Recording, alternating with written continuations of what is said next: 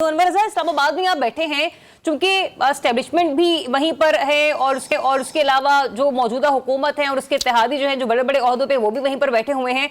मुझे ये बताइएगा, वजह क्या नजर आ रही है कि पाकिस्तान मुस्लिम लीग नून थोड़ी सी तकसीम का शिकार नजर आती है?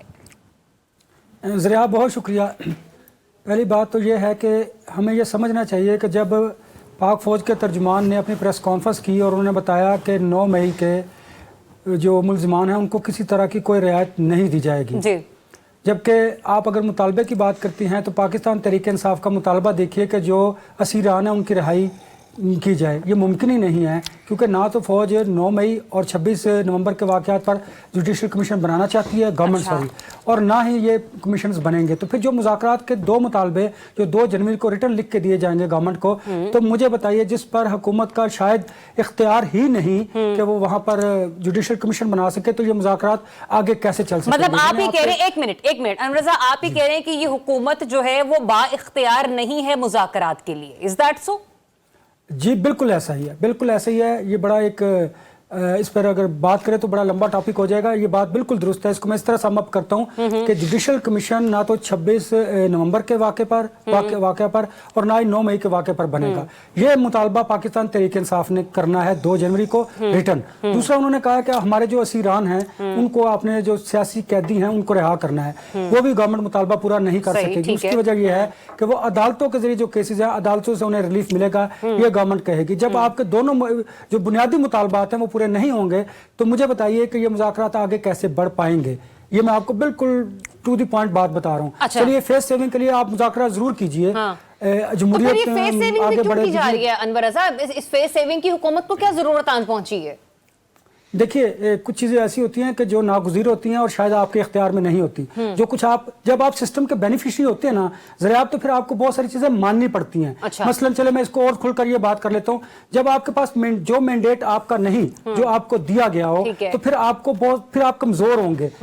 बिल्कुल कमजोर विकेट पर खेल रहे होंगे, तो फिर आपको बहुत सारी चीजें माननी पड़ती हैं। वो चीजें भी माननी पड़ती हैं शायद जो जमहूरियत में ना माननी पड़े, शायद आपकी सियासी जमात को वो कमजोर कर रही हो, लेकिन चूंकि अपने हुकूमत में होते हैं, अपने इख्तियार को दवाम देना होता है, तो ऐसी मजबूरी में आप फंसे होते हैं कि आपको वो चीजें ना चाहते हुए भी माननी पड़ती हैं। अच्छा अनवर रज़ा साहब, आपने अपनी गुफ्तगू में बहुत सर जी हाँ जी बिल्कुल ऐसा ही, उसके ये होना भी चाहिए। अनवर रज़ा साहब, ये फरमाइएगा कि बिलावल भुट्टो जरदारी साहब रूठे नजर आ रहे हैं और अब तो अपनी तकरीर में उनका जाहो जलाल भी देखने को मिल रहा है। फिर आपको याद होगा, ठीक 1 महीने पहले भी कुछ इस किस्म की बातें जो थी वो थोड़ी गर्दिश कर रही थी कि प्रेसिडेंट हाउस में गुफ्तगू हो रही है कि शायद बिलावल को वज़ीर आज़म बनाया जा सके। ये सारा हो क्या रहा है? मतलब बिलावल की मायूसी, बिलावल का रूठना, मतलब किस चीज का साइन है ये? देखिए ज़रिया, बिलावल भुट्टो जरदारी जब गवर्नमेंट फॉर्म हो रही थी तो उन्होंने जो वजारतें थी वो लेने से इनकार किया था और इस गवर्नमेंट का हिस्सा नहीं बन रहे थे। फिर आपने देखे बाद में उन्होंने बड़ा स्मार्टली मूव किया और उन्होंने जो आईनी ओहदे थे वो हासिल कर लिए, ताकि जो कड़वा है वो मुस्लिम लीग नून के खाते है और मीठा मीठा पाकिस्तान पीपल्स पार्टी के खाते में। अब ये बात जो है मुस्लिम लीग नून के अंदर जो लोग हैं, जो सीनियर क़यादत है, उनको हजम नहीं हो रही है। उन्हें पता है कि पोलिटिकली देखा जाए जमहूरियत के अंदर तो उनको नुकसान, पोलिटिकली नुकसान जो है वो सारा पहुंच रहा है पाकिस्तान मुस्लिम लीग नून को, और पीपल्स पार्टी गेन कर रही है। अब देखिए, वो पंजाब के अंदर भी अपनी पोजीशन को बेहतर करने के लिए दबाव डाल रहे हैं मुस्लिम लीग नून पर, तो ये मुस्लिम लीग नून भी समझ रही है।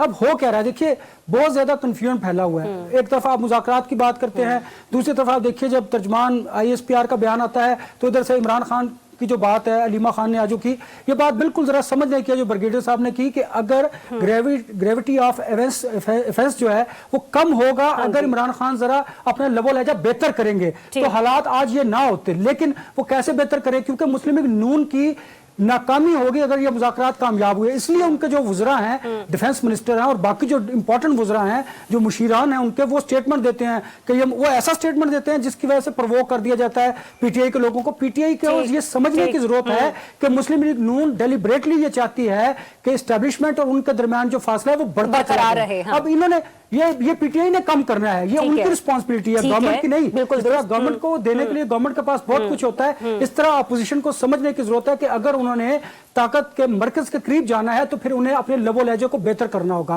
उन्हें ये मुज़ाकरात भी करने होंगे और उन्हें ऐसे बयानात नहीं देने चाहिए जिसकी वजह से एतमाद साजी का जो माहौल बनता जाता है वो खराब ना हो। लिहाजा पाकिस्तान मुस्लिम लीग नून तो ये कोशिश करेगी। इसी तरह पाकिस्तान पीपल्स पार्टी जो है वो मुस्लिम लीग नून के इन तमाम तर मुश्किलात से फायदा हासिल करना चाहती है मुस्तकबिल में।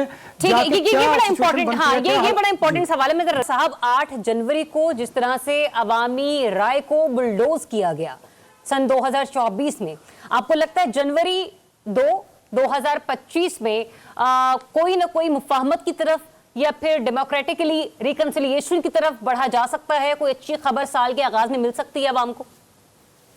देखिए ज़रियाब, अगर मैं बात करूं, ब्रिगेडियर साहब ने कही थी हमें मनफी नहीं, हमें पॉजिटिव अप्रोच के साथ आगे बढ़ना चाहिए। चलिए इसी को लेकर आगे चलते हैं। मैं समझता हूं कि 2025 में ये हुकूमत ये कह दे कि जो मैंडेट अवाम ने किसी एक सियासी जमात को दिया था वो चोरी हुआ है, तो सच के साथ अगर हम आगे बढ़े तो मैं समझता हूं कि एतमाद साजी का माहौल बेहतर होगा। और शायद पीटीआई को भी ये समझने की जरूरत होगी कि अगर ये तस्लीम कर लिया जाए तो फिर हम शायद इसी को आगे लेकर बढ़ते हैं। अगर आप सच के साथ आगाज करना चाहते हैं 2025 का, अगर आप इसी तरह चलते रहेंगे तो बिल्कुल मैं सच कहता हूँ, टू बी वेरी ऑनेस्ट, तो फिर हम आगे नहीं बढ़ सकेंगे। फिर माशी हालात इस तरह गर्दाब का शिकार होंगे, पॉलिटिकल अनस्टेबिलिटी आएगी, अदम इस्तेहकाम जब होगा तो हालात खराब होंगे।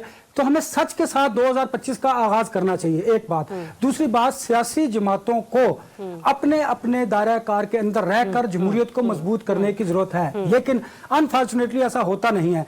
तमाम सियासी जमातें जब इक़्तिदार के लिए कहीं ना कहीं गैर जमहूरी अमल करती हैं तो हालात बिगड़ते हैं। वो सब जमातों ने किए हैं अल्हम्दुलिल्लाह। कोई एक जमात भी पाकिस्तान में ऐसी नहीं जो कहे कि हमने जमहूरियत को मजबूत किया। तो लिहाजा सच के साथ अगर आगे बढ़ेंगे तो मैं समझता हूँ ये मुल्क की खिदमत होगी, ना कि पॉलिटिकल पार्टीज की या अपनी हुकूमत को दवाम देने के लिए ऐसा किया जाएगा। ठीक है।